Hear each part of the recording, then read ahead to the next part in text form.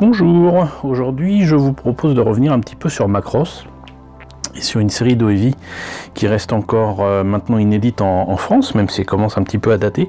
Il s'agit de Macross 0. Alors je vous ai déjà présenté plein de Valkyrie, plein de maquettes, plein de choses qui viennent des années 80, qui viennent des années 2000, et notamment quelques kits Hasegawa. Et il nous faut ici parler du VF0, donc une Valkyrie, on va dire prototype, qui est visiblement déjà utilisée dans donc les OEV de Macross 0. Et Macross 0, pour faire simple, en fait, ça se passe avant le décollage du SDF1 et avant la série télé de Macross. Donc, à savoir que donc dans cette série d'OEV de 6 épisodes, si je me rappelle bien, en fait on voit ce qui se passe sur Terre, donc encore une fois avant l'attaque des Entradiens et le décollage du SDF1, mais surtout on voit ce qui se passe avec un petit peu l'unification des nations autour de la Terre pour justement remettre en état le SDF1 et profiter des technologies et des secrets que ce vaisseau extraterrestre renferme. Le truc, c'est qu'en fait, dans les OEV, je suis désolé, je spoil un petit peu, il est quand même révélé que, de toute manière, le lien avec ce vaisseau extraterrestre et une possible civilisation très ancienne, peut-être à l'origine de la vie sur Terre, se fait jour. Et donc du coup, en fait, il y a une espèce de combat dans des îles tropicales, on va dire. Il y a donc un conflit qui se fait jour aussi entre donc très clairement les Nations Unies, on va dire, qui vont devenir donc l'UN Spacey, comme on voit ici, de Macross, et finalement les États indépendants qui refusent qu'on leur force la main à ce niveau-là, et qui en fait très clairement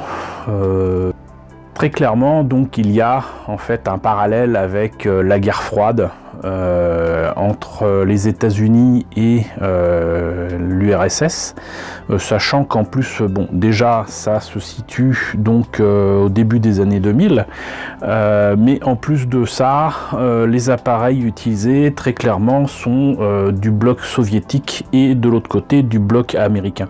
C'est-à-dire que du côté, on va dire UN Spacey, on a des F-14, et du côté des indépendants, eh bien en fait on a du matériel soviétique, des MiG, des petites choses comme ça, ce qui fait d'ailleurs que Hasegawa a ressorti, si je me rappelle bien, je crois que c'était un MiG-29 et un F-14 aux couleurs de Macross. C'est assez amusant, avec de superbes illustrations comme d'habitude, signé Hidetaka Tenjin.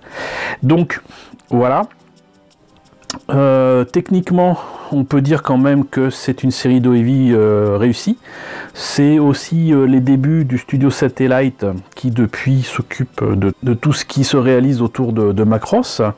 Maintenant, pour moi, très sincèrement, en 6 épisodes, soit 2 épisodes de plus que Macross Plus, ça n'arrive pas à faire mieux que les précédentes séries Macross. C'est même assez mollasson. Il y a des scènes absolument fantastiques de dogfight, on va dire, entre différents engins en plus transformables. Mais qu'importe, en termes d'histoire, c'est vraiment pas ça. Et en plus de ça, c'est assez difficile à voir parce que il y a une bande son qui est très sincèrement pour moi dissonante.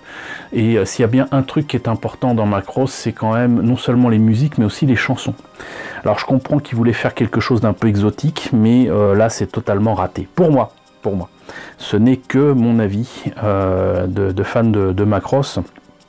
C'est clairement pas mon titre de Macross préféré. Maintenant, le mecha design, toujours signé Shoji Kawamori, est absolument fantastique et ça lui permet de revenir en fait sur les Valkyries avec très clairement une petite tendance à vouloir mélanger, à faire des versions hybrides. Là, si on reconnaît le futur VF1S, on voit quand même que dans le nez de l'appareil, dans la forme de l'appareil, il y a du YF19 très clairement. Donc là, on a très clairement un design qui est plus moderne. Et en plus de ça, l'appareil est beaucoup plus grand, aussi grand qu'un F14, puisque le VF1 est justement beaucoup plus petit. Et ce qui est amusant, encore une fois, c'est que normalement les VF1 étaient supposés être les premiers à être transformables, mais donc là avec le VF0 on découvre quand même littéralement une Valkyrie beaucoup plus évoluée pour moi, encore une fois. Donc je vous propose de commencer par ce VF0S, donc piloté par un personnage qu'on connaît déjà de la série et du film, à savoir Roy Fokker. Je ne tarderai pas à vous présenter la version Batroid que voilà, petit spoiler aussi. Et qu'est-ce que ça donne donc déjà au niveau boîte? Alors on remarquera quand même que l'illustration d'Hideta Cat Engine est toujours aussi magnifique. Profitons-en d'ailleurs pour signaler que c'est Hideta Cat Engine qui a d'ailleurs signé certaines scènes et certains décors de Macross Zero carrément, hein. Donc il y a un lien en fait au niveau de la réalisation de cette série d'Oevi et les illustrations de Hasegawa. Là on a sur le côté de la boîte quelques images issues donc encore une fois du dessin animé, qui faisait appel d'ailleurs déjà à un mélange d'images en 3D et d'images on va dire en 2D, hein. Le kit était vendu 2800 yens à l'époque, ça nous fait à peu près 25-28 €. On voit là ce que donne le kit monté et peint. La South d'ailleurs le montrait tout en blanc. Dans la série Macross d'ailleurs le VF1S était plutôt gris clair on va dire. Donc voilà, très clairement, non seulement très détaillé, mais livré avec un pilote, ce qui est pas rien. Et petite particularité aussi, il a déjà non pas des pièces de Super Valkyrie, mais pratiquement des réservoirs supplémentaires sur les jambes. Voilà, donc on a fait le tour de la boîte. Ce que je vous propose, c'est qu'on voit à l'intérieur ce que ça donne. Alors j'espère ne pas avoir de surprise parce que j'ai retrouvé un petit peu des champignons sur la boîte. Faut dire que c'était des maquettes que j'avais entreposées dans un lieu qui était relativement, non pas humide, mais froid quand il n'était pas chauffé. Et apparemment il y a eu un choc thermique ou quoi, et j'ai retrouvé toutes les maquettes quand même pas mal atteintes, vous savez, par cette espèce de poudre noire qui est en fait un champignon qui s'est développé sur les boîtes. Alors j'ai nettoyé, visiblement là il n'y a pas de problème, mais il y a peut-être toujours un petit souci éventuellement avec les planches de décalco, et là je découvre que ce n'est pas le cas, tout va bien, et pourtant vous voyez c'était pas sous plastique. Profitons-en d'ailleurs pour signifier que encore une fois Hasegawa veut faciliter le travail de ses maquettistes avec toutes les bandes noires qui sont déjà sur les décalcos, y compris pour le cockpit. Normalement on a même les détails ici, vous voyez, pour le pilote, donc les bandes ici qui correspondent d'ailleurs au film, hein, mais également la marque sur le casque et tout ça, la visière. Et donc là vous avez tous les détails qu'il faut, et peut-être même plus, pour faire en tout cas ce VF0S de Roy Fokker. Qu'est-ce que ça donne pour la notice? Bah, toujours en noir et blanc. Ici donc les pièces en présence, rien à récupérer puisque tout est à utiliser. On commence par le cockpit avec un seul pilote, mais le pilote est livré avec, donc on va pas se plaindre. Ici donc là nous avons le nez de l'appareil. Donc là les éléments qui très clairement me rappellent le YF-19. Et là vous voyez que donc c'est un monoplace, contrairement au biplace que je vous ai déjà présenté avec je crois le VF0D et peut-être le VF0B. Donc là vous pouvez mettre les trains d'atterrissage. Ici on se lance directement sur le backpack, pourquoi pas.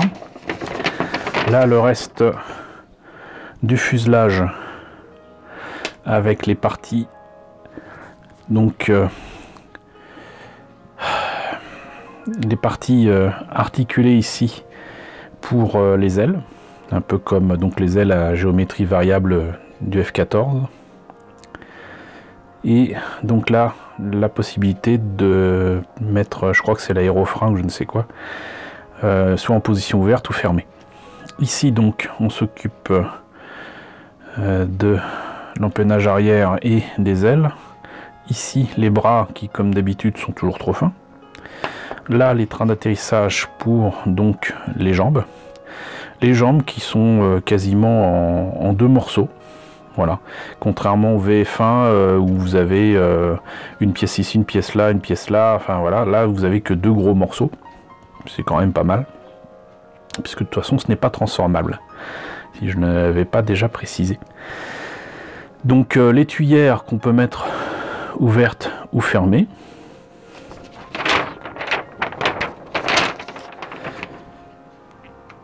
Et les petites ailettes sous les jambes, le gun pod, la tête, et enfin on réunit le tout pour faire le VF0S. Et là vous avez donc les instructions pour les très nombreuses décalcomanies que vous avez vues tout à l'heure. Donc voilà pour la notice. Ici nous avons donc les pièces transparentes dans un sachet, pas plus mal. Qu'est-ce qu'il en est pour ici la verrière? Vous voyez que il y a encore le petit trait, donc il va falloir poncer. Là vous avez deux grappes identiques qui concernent donc les jambes, les tuyères, les entrées d'air.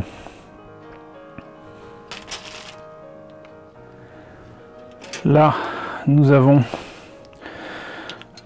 le cockpit, ou une partie, en tout cas le nez de l'appareil, et là la tête. Ici une des gambettes et donc l'espèce de réservoir supplémentaire à mettre sur les jambes. D'ailleurs, en fait, je me demande si je vais pas m'arranger pour trouver un moyen de mettre des aimants. Ça pourrait être une bonne idée de mettre donc des aimants là-dedans, et puis de simplement le pouvoir l'accrocher sur la jambe plutôt que de la coller, parce que comme vous voyez, on n'insistera jamais assez là-dessus, les Valkyrie et les maquettes de Hasegawa, c'est du détail de fou. Et ce serait dommage de cacher ça. Ici, donc, les ailes, encore une fois, très détaillées. Et le reste, donc, des jambes. Là, le fuselage, on va dire supérieur. Là encore, je vous laisse admirer le niveau de détaillage. C'est complètement fou. Avec le backpack et tout ça. Alors monsieur Focus, ne m'aide pas beaucoup là. Et ici donc la dernière grappe avec les bras, le gun pod et le reste du fuselage, etc. Mais là, vous voyez ce que je veux dire par les bras, c'est beaucoup trop fin. Voilà. Donc écoutez, c'était la présentation du VF0S. Voilà, donc je vais pouvoir vous présenter le reste des maquettes de Macross Zero, ça me fait bien plaisir, après le VF0B et le VF0D. Donc j'espère que cette présentation vous a intéressé. N'hésitez pas à me dire ce qu'il en est dans la section commentaires. N'hésitez pas à liker, n'hésitez pas à partager. N'hésitez pas à vous abonner si ce n'est pas déjà le cas. Coucou aux nombreux abonnés qui nous ont rejoints ces derniers jours. On est désormais plus de 2250. C'est cool. Bienvenue à vous tous. Coucou aux grands anciens qui me suivent depuis plus de 3 ans. Merci à tous de votre fidélité. Merci surtout à tous de votre soutien. Je vous laisse avec le générique de fin, avec la liste des personnes qui me soutiennent pour la chaîne, et je vous dis donc à très bientôt pour la présentation, logiquement, de la version Battloid du VF0S.